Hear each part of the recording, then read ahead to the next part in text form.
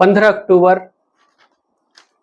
की रात लगभग 11:30 बजे का वाक्य था कि कुछ पुलिसकर्मी एक व्यक्ति को पकड़ कर लाते हैं हॉस्पिटल के अंदर, और वह व्यक्ति बहुत जोर-जोर से चिल्ला रहा होता है कि मुझे जल्दी डॉक्टर के पास लेके चलो, मुझे बहुत दर्द हो रहा है, मुझ पे दर्द सहन नहीं हो रहा। तो वो पुलिसकर्मी उस व्यक्ति को डॉक्टर के पास लेकर जाते हैं और डॉक्टर से कहते हैं कि डॉक्टर साहब, इस व्यक्ति का जल्द से जल्द इलाज करो और जल्द से इसका जो खून बह रहा है इसको बंद करो। तो डॉक्टर उसका इलाज करते हैं, उसका ट्रीटमेंट करना शुरू कर देते हैं, और फिर उसके बाद जो वहाँ पर मरीज के साथ जो व्यक्ति होते हैं हॉस्पिटल के अंदर, वो वहाँ पर खड़े हो जाते हैं, उनका भी हुज्जूम लग जाता है जब वह व्यक्ति चिल्ला रहा होता है। तो कुछ लोग पुलिसकर्मियों से पूछते हैं कि साहब, इस व्यक्ति को कैसे चोट लगी? किस प्रकार इसको चोट लगी? तो जब पुलिसकर्मी उस घटना को बताते हैं, उसकी जो कहानी बताते हैं, तो वो कहते हैं कि इसको यहाँ गोली नहीं, कहीं और गोली लगनी चाहिए थी, जिससे कि ये तड़प-तड़प कर मरे, और इसको ये सज़ा नहीं, इससे भी तगड़ी सज़ा देनी चाहिए थी। तो दोस्तों, इस घटना को आगे सुनने से पहले अगर आप मेरे चैनल पर नए हैं, चैनल को सब्सक्राइब करें, वीडियो को लाइक करें, शेयर करें, कमेंट करें और बेल आइकन ज़रूर दबाएँ, जिससे कि मेरे आने वाली इसी प्रकार की क्राइम स्टोरी आप तक पहुंच सके और आप क्राइम से सतर्क हो सकें। तो दोस्तों, आज की जो मैं घटना सुनाने जा रहा हूँ, यह है उत्तर प्रदेश का एक जिला लगता है प्रयागराज, और प्रयागराज का ही एक थाना लगता है सोहराब, और सोहराब थाना क्षेत्र का एक गांव है, जिसमें एक परिवार रहता है और उनके 5 संतानें हैं। तो एक जो कक्षा 2 में पढ़ने वाली लड़की है, उसकी उम्र करीब 8 से 9 साल होती है, और 2 अक्टूबर की शाम करीब 6:30 बजे उसकी माँ कहती है कि बेटी, यह इंजेक्शन है, आधा बचा हुआ है, इस इंजेक्शन को तुम फ्रिज में जाके रखवा दो, जिससे कि ये खराब ना हो। तो घर में फ्रिज होता नहीं है, पास ही के एक स्टोर पर उसकी माँ कहती है कि इसे तुम फ्रिज में रखवा दो, जिससे कि ये खराब ना हो। और वो इंजेक्शन क्या था कि उसके जो पति थे, जो बेटी है 8 साल की, उसके पिता को रीढ़ की हड्डी में चोट लगी थी। डॉक्टरों ने बोला कि इनको सुबह-शाम आधा-आधा इंजेक्शन लगेगा।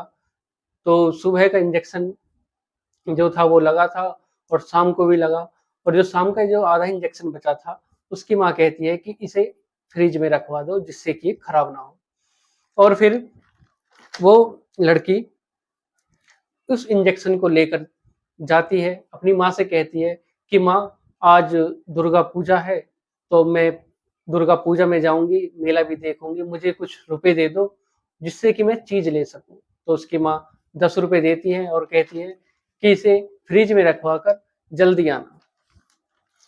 तो जब वो लड़की रास्ते में जाती है, उसको वो फ्रिज में रखवा देती है। रखवाने के बाद उसके बाद वो जाती है दुर्गा पूजा की तरफ। दुर्गा पूजा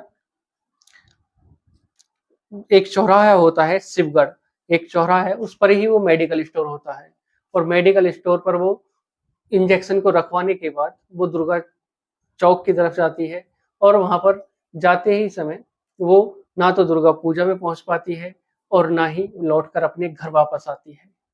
जब काफ़ी समय बीत जाता है, उसके बाद उसके घरवाले परेशान हो जाते हैं कि अभी हमारी बिटिया वापस नहीं आई, इतना समय हो गया, कहाँ रह गई?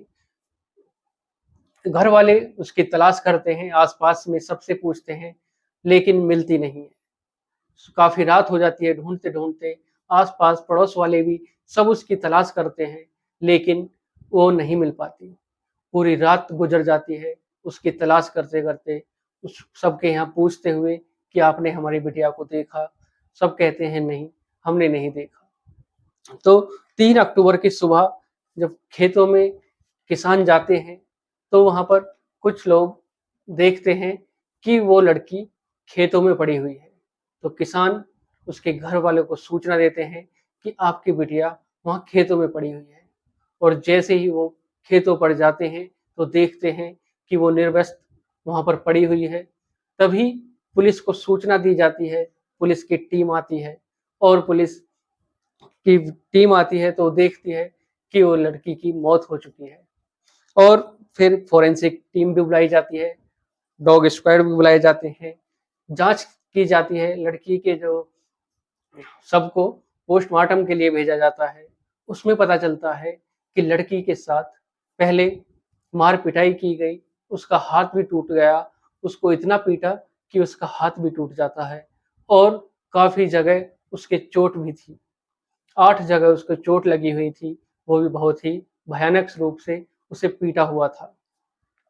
उसके बाद जो पुलिस की टीम होती है वह जांच करती है कि आखिर ये किसने किया, किसने ये इस साजिश को रचा और इसको अंजाम दिया। उसके बाद पुलिस के जो डॉग स्क्वाड होते हैं वो सूंघते सूंघते जाते हैं खेतों की तरफ, तो उनको कहीं चप्पल मिलती है, कहीं डंडा मिलता है और फिर वो डॉग गांव की तरफ भागता है और जो गांव में पहुंचने के बाद वो सूंघता सूंघता एक चौपाल पर पहुंच जाता है। वहां पर पहुंचने के बाद देखते हैं कि सीसीटीवी कैमरे लगे हुए हैं, तो पुलिस वाले सारे सीसीटीवी कैमरे को खंगालते हैं। जितने भी कैमरे लगे हुए थे, 150 के करीब कैमरे होते हैं, उनको खंगालते हैं। उसके बाद 65 लोगों को हिरासत में लिया जाता है, मगर सफलता नहीं मिलती। जब सफलता भी नहीं मिलती, काफी जांच करने के बाद भी सफलता नहीं मिलती, 12 अक्टूबर 2024 को एक व्यक्ति ने सीसीटीवी कैमरे की एक डीवीआर दिखाता है और उसमें जब वो देखते हैं पुलिस वाले, तो उसमें वो लड़की एक साइकिल पर बैठी हुई जा रही है एक व्यक्ति के साथ। तो वो व्यक्ति, जब पुलिस देखती है कि वो लड़की उस व्यक्ति के साथ जा रही है, तो उस व्यक्ति को पहचान नहीं पाते हैं, तो आसपास के लोगों को दिखाया जाता है उसका फोटो कि ये व्यक्ति कौन है। तो जब गांव के लोग बताते हैं कि ये व्यक्ति मुकेश कुमार है, जो कि सराय घोगीपुर का निवासी है और मजदूरी करता है। जब पुलिस उसकी तलाश में जाती है तो वो फरार हो जाता है और जब पुलिस उसका पीछा करती है तो 15 अक्टूबर 2024 की रात करीब 10:30 बजे जूड़ापुर दादूपुर के बीच में पुलिस को वो दिखता है और पुलिस उसका पीछा करती है और पीछा करते करते पुलिस उस पर जवाबी कार्रवाई करती है, गोली चलाती है। तो वो गोली उसके सीधे पैर के घुटने के नीचे लगती है और पुलिस उसको गिरफ्तार कर लेती है, पकड़ लेती है। एसआरएन हॉस्पिटल में उसको एडमिट किया जाता है। एडमिट करने के बाद उससे पूछताछ की जाती है। तब वो बताता है कि 2 अक्टूबर करीब 6:30 बजे का वाक्य रहा होगा, जब वो लड़की जा रही थी। तो मैंने उससे पूछा कि अगर तुमको कोई परेशानी नहीं हो तो मैं तुम्हें वहां पर छोड़ दूं, और मैं उसे लेकर जाता हूं। और उसके बाद वो खेतों के रास्ते उसको लेकर जाता है, जहाँ पर उसका घर भी होता है। उसी से वो निकलता हुआ उसे खेतों में ले जाता है और खेतों में ले जाकर उसके कपड़े उतारने लगता है। और जब वो उसके कपड़े उतारता है तो वो लड़की चिल्लाने लगती है। जब वो चिल्लाती है तो वो उसको पीटना शुरू कर देता है और जब पीटता है तो इतना पीटता है कि वो लड़की बेहोश हो जाती है और उसको पीटता रहता है।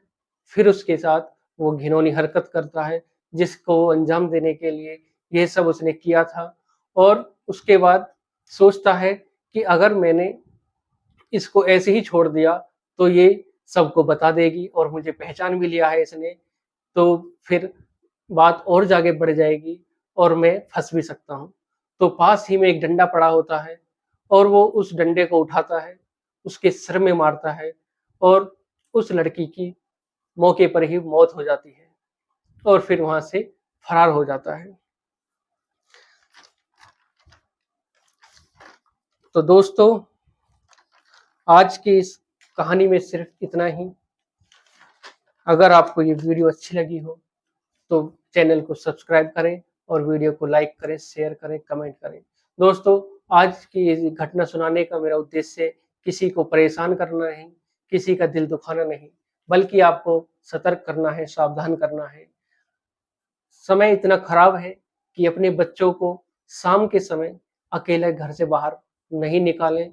समय बहुत ही इस समय किसी पर विश्वास करने योग्य भी नहीं है। किसी पर भी विश्वास करना इस समय बहुत ही मुश्किल है। आस-पास के ही लोग आपके बच्चों को किस निगाह से देखते हैं, किस नज़र से देखते हैं, तो ये आप इस वीडियो से समझ सकते हैं, इस कहानी इस घटना से समझ सकते हैं कि किस प्रकार उस मासूम बच्ची का उसने किस प्रकार हत्या की। तो दोस्तों, आज की इस घटना में सिर्फ इतना ही। नमस्कार।